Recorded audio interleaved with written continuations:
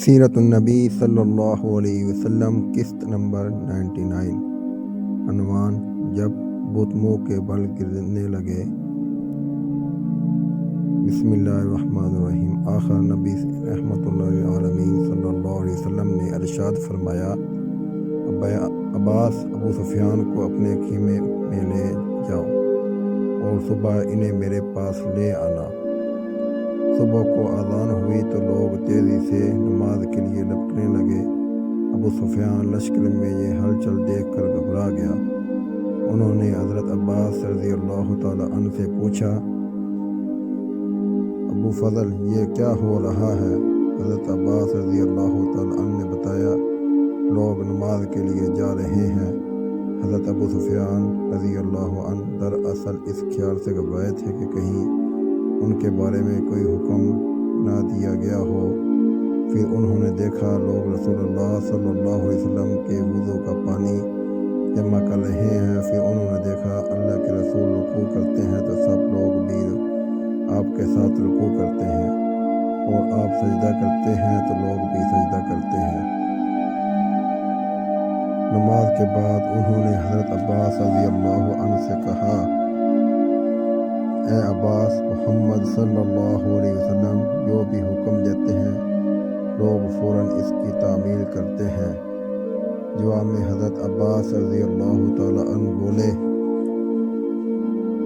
ہاں اگر حضرت صلی اللہ علیہ وسلم لوگوں کو کھانے پینے سے روک دیں تو یہ اس پر بھی عمل کریں گے۔ اس پر ابو سفیان بولے، میں نے زندگی میں ان جیسا بادشاہ نہیں دیکھا، نہ کسرا ایسا ہے نہ کیسر اور نہ بنی اظفر کا بادشاہ۔ یہ سن کر حضرت عباس رضی اللہ تعالی عنہ نے فرمایا، یہ بادشاہت نہیں نبوت ہے۔ پھر حضرت عباس رضی اللہ عنہ انہیں لے کر حضرت صلی اللہ علیہ وسلم کی خدمت میں آئے۔ آپ صلی اللہ علیہ وسلم نے ابو سفیان کو دیکھ کر فرمایا، ابو سفیان افسوس ہے کیا ابھی بھی وہ وقت نہیں کہ آیا کہ تم لا الہ الا اللہ کی گواہی دو؟ ابو سفیان فوراً بولے، میں گواہی دیتا ہوں کہ اللہ کے رسول اللہ کے سوا کوئی معبود نہیں اور آپ اللہ کے رسول ہیں۔ ان کے ساتھ بدیل بن ورقہ اور حکیم بن حزام بھی ایمان لے آئے۔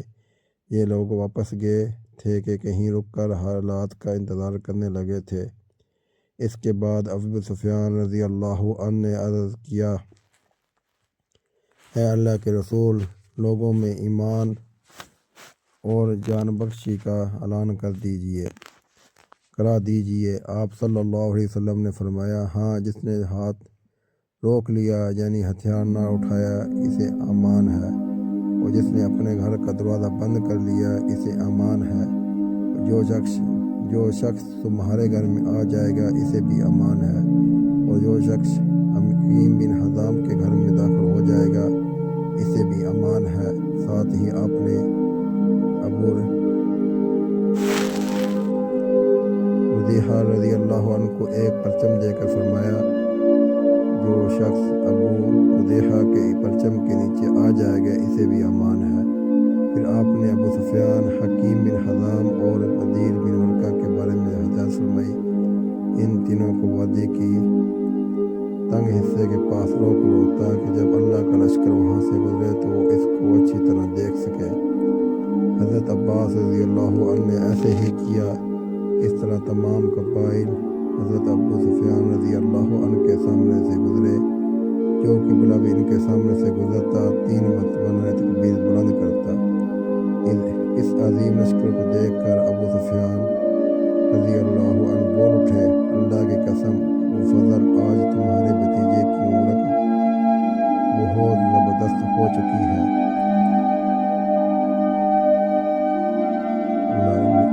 یہ فتح مکہ کا موقع تھا۔ رسول اکرم صلی اللہ علیہ وسلم نے بس اپنے لشکر کو دکھانا تھا کہ مسلمان کتنی شان کے ساتھ، کتنے ایمان کے جذبے کے ساتھ جہاد کا جذبہ لے کر آئے ہیں۔ جواب میں حضرت عباس رضی اللہ عنہ نے فرمایا، یہ سلطنت اور حکومت نہیں بلکہ نبوت اور رسالت ہے۔ پھر جب نبی کریم صلی اللہ علیہ وسلم لوگوں کے قریب پہنچے تو ابو سفیان رضی اللہ عنہ نے بلند آواز میں کہا، اے گروہ قریش، یہ محمد صلی اللہ علیہ وسلم اپنا عظیم الشان لشکر لے کر تمہارے سروں پر پہنچ گئے ہیں، اس لیے اب جو میرے گھر میں داخل ہو جائے گا اسے امان ہوگی۔ یہ سن کر قریش کہنے لگے، کیا تمہارا گھر ہم سب کے لیے کافی ہو جائے گا؟ ابو سفیان رضی اللہ عنہ نے جواب دیا، جو شخص اپنے گھر کا دروازہ بند کر لے گا اسے بھی ایمان ہے، جو مسجد حرام میں داخل ہو جائے گا اسے بھی امان ہے، اور جو حکیم بن حزام کے گھر میں پناہ لے گا اسے بھی امان ہے، اور جو ہتھیار ڈال دے گا اسے بھی امان ہے۔ یہ سنتے ہی لوگ دوڑ پڑے، اور جسے پناہ کی جگہ بھی مل سکی وہاں جا گھسے۔ اس طرح مکہ معظمہ جنگ کے بغیر فتح ہوا۔ یہ تاریخی انسانیت کا منفرد واقعہ ہے کہ ایک مغلوب قوم بغیر کشت و خون کے اپنے جانی دشمنوں پر غالب آ گئی، تو اس نے کوئی انتقام نہ لیا ہو۔ اس عام عفو کے اعلان کے باوجود 11 آدمی ایسے تھے جن کے بارے میں حضور اکرم صلی اللہ علیہ وسلم نے حکم فرمایا تھا کہ انہیں قتل کر دیا جائے، یہاں تک کہ اگر ان میں سے کوئی خانہ کعبہ کا پردہ بھی پکڑ کر کھڑا ہو جائے اسے بھی قتل کر دیا جائے۔ اس میں عبداللہ بن ابی سرحات بھی تھے۔ یہ حضرت عثمان رضی اللہ عنہ کے رضاعی بھائی تھے۔ یہ بعد میں مسلمان ہو گئے تھے، اس لیے قتل نہیں کیے گئے۔ دوسرے اکرمہ بن ابو جہل تھے، یہ بھی بعد میں مسلمان ہو گئے تھے۔ غرض ان 11 میں سے زیادہ تر مسلمان ہو گئے تھے، اس لیے قتل ہونے سے بچ گئے۔ اس روز کچھ مشرکوں نے مقابلہ کرنے کی بٹھانی، ان میں سے صفوان بن امیہ، اکرمہ بن ابی جہل اور سہیل بن عمرو شامل تھے۔ یہ لوگ اپنے ساتھیوں کے ساتھ خندمہ کے مقام پر جمع ہوئے۔ خندمہ مکہ معظمہ کا ایک پہاڑ ہے۔ ان لوگوں کے مقابلے کے لیے نبی کریم صلی اللہ علیہ وسلم نے حضرت خالد بن ولید رضی اللہ عنہ کو بھیجا۔ اس مقابلے میں 28 کے قریب مشرک مارے گئے، باقی بھاگ نکلے۔ آخر کار نبی کریم صلی اللہ علیہ وسلم مکہ معظمہ میں داخل ہوئے۔ آپ صلی اللہ علیہ وسلم اس وقت اپنی اونٹنی اسوا پر سوار تھے۔ آپ صلی اللہ علیہ وسلم کے پیچھے حضرت اسامہ بن زید رضی اللہ تعالیٰ عنہ بیٹھے تھے۔ آپ صلی اللہ علیہ وسلم نے یمنی چادر کا ایک پلہ سر پر لپیٹ رکھا تھا اور عاجزی اور انکساری سے سر کو کجاوے پر رکھا ہوا تھا۔ اس وقت آپ صلی اللہ علیہ وسلم فرما رہے تھے، اے اللہ، زندگی اور عیش صرف آخرت کا ہے۔ حضور اکرم صلی اللہ علیہ وسلم قضاء کے مقام سے مکہ میں داخل ہوئے۔ یہ مقام مکہ کی بڑائی صفت میں ہے۔ مکہ میں داخل ہونے سے پہلے آپ صلی اللہ علیہ وسلم نے غسل بھی فرمایا تھا۔ آپ صلی اللہ علیہ وسلم نے شیخ ابی طالب کے مقام پر قیام فرمایا۔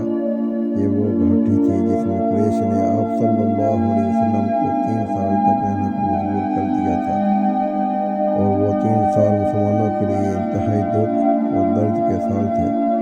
جب حضور اکرم صلی اللہ علیہ وسلم شہر میں داخل ہوئے اور مکہ کے مکانات پر نظر پڑی تو اللہ کے حمد و ثنا بیان کی۔ مکہ میں حضور اکرم صلی اللہ علیہ وسلم پیر کے دن داخل ہوئے۔ جب آپ صلی اللہ علیہ وسلم مکہ سے ہجرت کی تھی وہ بھی پیر کا ہی دن تھا۔ آخر کار حضور اکرم صلی اللہ علیہ وسلم حرم میں داخل ہوئے۔ ابو بکر رضی اللہ تعالیٰ عنہ آپ صلی اللہ علیہ وسلم کے برابر چل رہے تھے۔ آپ صلی اللہ علیہ وسلم ان سے باتیں کر رہے تھے۔ پھر آپ صلی اللہ علیہ وسلم بیت اللہ میں داخل ہوئے اور اپنی اونٹنی پر بیٹھے بیٹھے یہ کعبہ کے ساتھ طواف کیے۔ حضرت محمد بن مسلمہ آپ صلی اللہ علیہ وسلم کی اونٹنی کی مہر پکڑے ہوئے تھے۔ ان چکروں کے دوران آپ صلی اللہ علیہ وسلم نے ہاتھ مبارک سے حجر اسود کا استعلام کیا، یعنی بوسہ دینے کا اشارہ کیا۔ اس وقت کعبہ میں 360 بت تھے۔ عرب کے ہر قبیلے کا بت الگ الگ تھا۔ حضور اکرم صلی اللہ علیہ وسلم کے ہاتھ میں اس وقت ایک لکڑی تھی جس سے ہر بت کو بڑھاتے چلے گئے، بتوں کے بل گرتے چلے گئے۔ اس وقت آپ صلی اللہ علیہ وسلم سورۃ بنی اسرائیل کی آیت نمبر 81 تلاوت فرما رہے تھے۔ اس کا ترجمہ یہ ہے: حق آیا اور باطل گزر گیا، اور باقی باطل چیز تو یوں ہی آنی جانی ہے۔ طواف کے دوران حضور اکرم صلی اللہ علیہ وسلم بت کے پاس پہنچے۔ قریش کو اس بت پر بہت فخر تھا، وہ اس کی عبادت بہت فخر سے کیا کرتے تھے۔ یہ قریش کے سب سے بڑے بتوں میں سے ایک تھا۔ آپ صلی اللہ علیہ وسلم نے وہ لکڑی اس بت کے آنکھوں پر ماری، پھر آپ صلی اللہ علیہ وسلم کے حکم سے بت کو ٹکڑے ٹکڑے کر دیا گیا۔ اس وقت حضرت زبیر بن عوام رضی اللہ تعالیٰ عنہ نے حضرت سفیان رضی اللہ تعالیٰ عنہ سے کہا: اے سفیان، قبیل توڑ دیا گیا، تم اس پر فخر کیا کرتے تھے۔ یہ سن کر ابو سفیان رضی اللہ تعالیٰ عنہ بولے: اے ابن عوام، اب ان باتوں کا کیا فائدہ؟ پھر حضور اکرم صلی اللہ علیہ وسلم مقام ابراہیم پر پہنچے۔ اس وقت یہ مقام خانہ کعبہ سے ملا ہوا تھا۔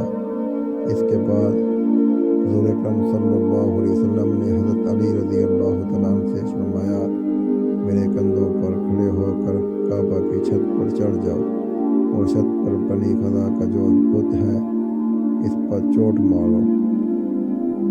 حضرت علی رضی اللہ تعالیٰ عنہ نے حکم کی تعمیل کی اور چھت پر چڑھ کر بت کو ضرب لگائی۔ یہ آہنی سلاخوں سے نصب کیا تھا اور آخر کار اکھڑ گیا۔ حضرت علی رضی اللہ تعالیٰ عنہ نے اس کو اٹھا کر نیچے پھینک دیا۔ اب حضور اکرم صلی اللہ علیہ وسلم نے حکم فرمایا: بلال، عثمان بن ابی طلحہ سے کعبہ کی چابیاں لے آؤ۔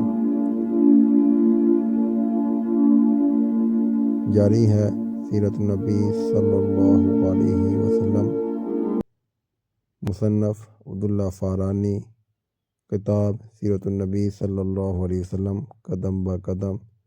میرے چینل کو سیرت نبی صلی اللہ علیہ وسلم کو سننے کے لیے ضرور سبسکرائب کیجیے۔